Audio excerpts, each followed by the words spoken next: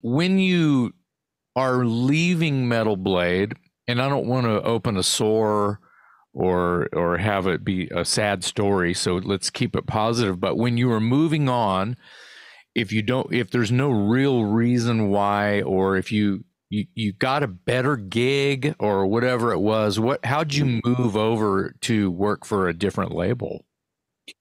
No, everything was amicable at that point. Yeah. The Capitol Records at the time, they were expanding their A&R roster, kind of that, out with the old regime, in with the new. So there was a hunt process for A&R reps.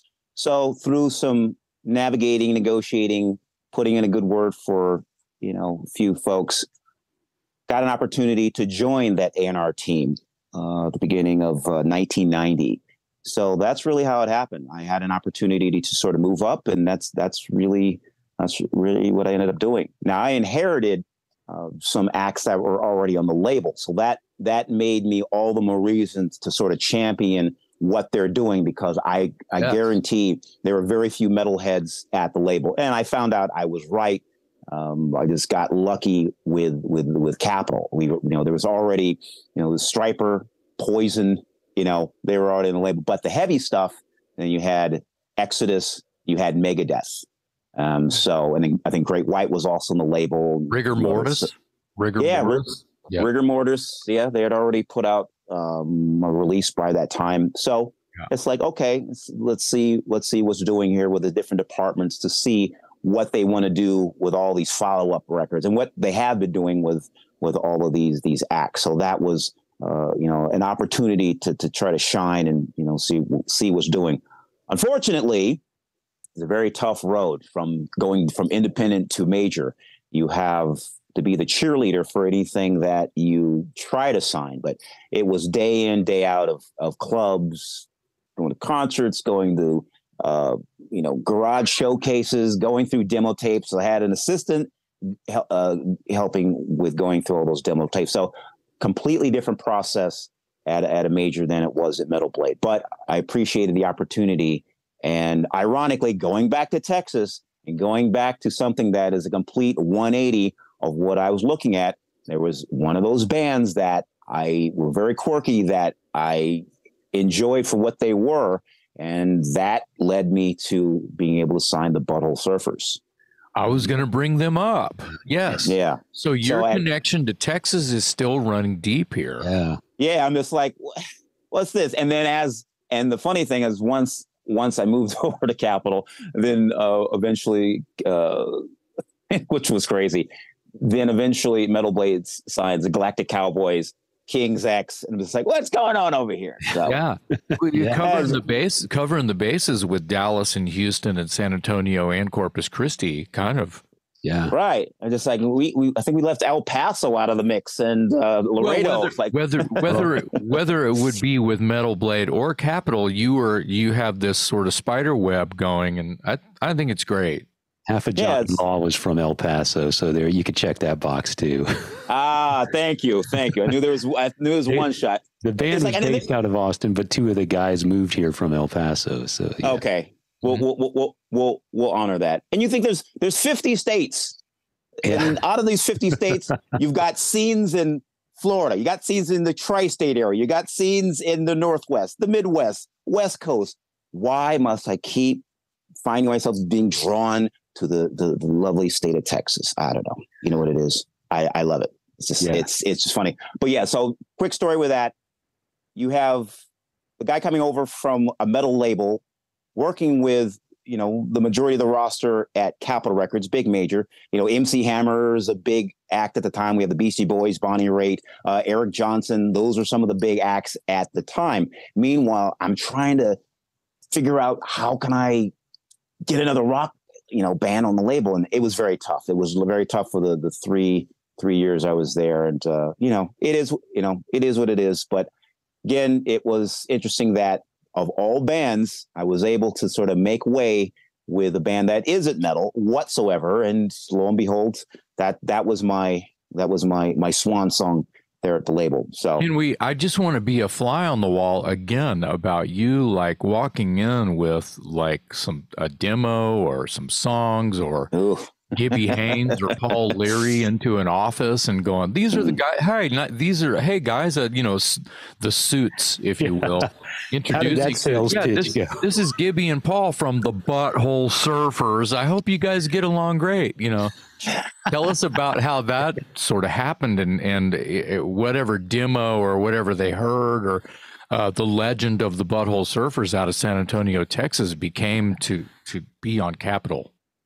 Sure. I'll give you the beats as I recall it. So yeah, cool. anyone who wants to, like I said, a fly. This portion of the Talk Louder podcast is called A Fly on the Wall. Take it away. They're from Austin, aren't they? Butthole Surfers? No, San Antonio. San Antonio? That's right. San Antonio. But eventually, I should know that, Dave. I should. San Antonio, don't you know? And then eventually, Gibby, Paul, they wind up being Austin residents. Yeah, but, yeah. A lot of San Antonio folk ended up moving up here. Son of some bitches. So yeah, how does that sales pitch go? I mean, that's got to be awkward. To a point. I will now keep in mind they weren't immediately in the mix. I am newly hired, 1990, but I'm going out to clubs constantly, left and right, and then trying to, round up some things that could be of interest to the label. But this is an era where you're looking for marketability. Are there songs there? Everything was about, do you hear a single? Do you hear songs? It's just like, I'm just like, look, not every band is fit out to have Diane Warren co-write your songs or Desmond Child, put you in the studio and these big budgets. But that was that era. And I'm just trying to navigate around what my boss wanted, what he's looking for. But I'm still looking for rock acts. I'm still trying to eventually try to broaden their horizons because he wasn't a big rock and roll guy.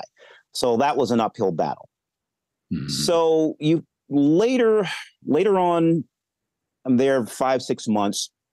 I come across Butthole Surfers are on, I think, Touch and Go or Rough Trade. I think it maybe the Rough Trade label.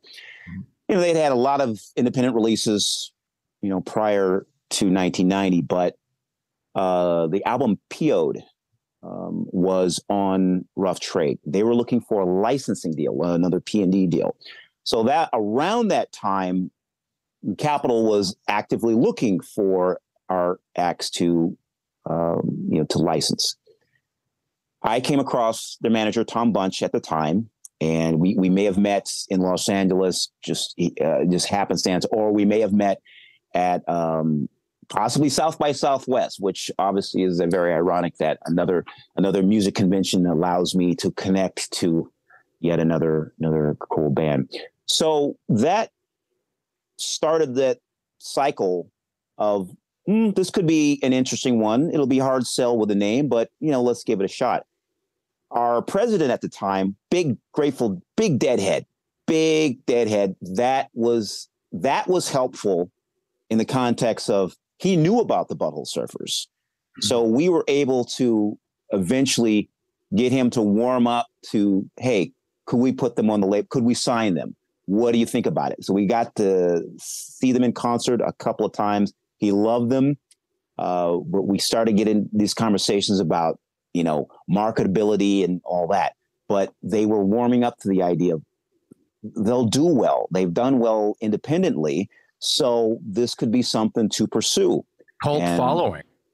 Yes. Yeah. So that was all of that was in my pitch, my bullet points when we would have our weekly A&R marketing minutes. Every A&R rep would bring tapes. We play them, and this is cassettes. We're bringing cassettes, putting them in the TIAC or the Panasonic, and press and play. And we'll play a song for about a minute or two and get everyone's feedback. Either they're nodding to it or like, just sort of. You can just sort of get the vibe from there. So everyone's playing demo tapes of unsigned bands. So my whole pitch was, and there were other acts that I was looking at to, hopefully do a P&D deal. But with the Butthole Surfers, they came with a lot of notoriety already. So that helped in the sales pitch. Eventually, my boss got to see and meet them, got a good feeling about them. So we're getting all the pieces in play, where from the president down to the VP, down to the different departments, hey, here's a band that we're really serious about signing. What do you think? And let's get your feedback, because it was important, because this might be my first signing, possibly my only signing, and technically it was. We'll get to Exodus a little later, because that was more of an act I already had familiar history with, but they were already on the label before I got there. But with Surfers, this was like the one. So I had to follow this project from start to finish as much as I could.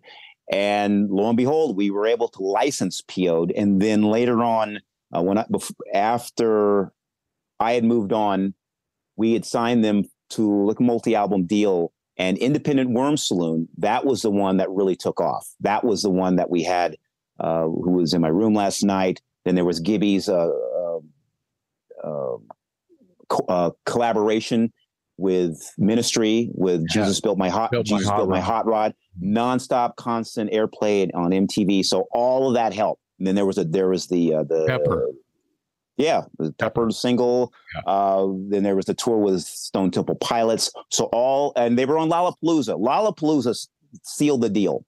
Once they were on that first Lollapalooza, that really sealed it as far as getting the label behind them and seeing what we can do with this very left of center band that I didn't expect to be able to sign, and it will happen. So that's really the sort of the origins as I recall it. Now, the interesting thing is there's going to be a Butthole Surfers documentary, and the folks doing this documentary did reach out to me.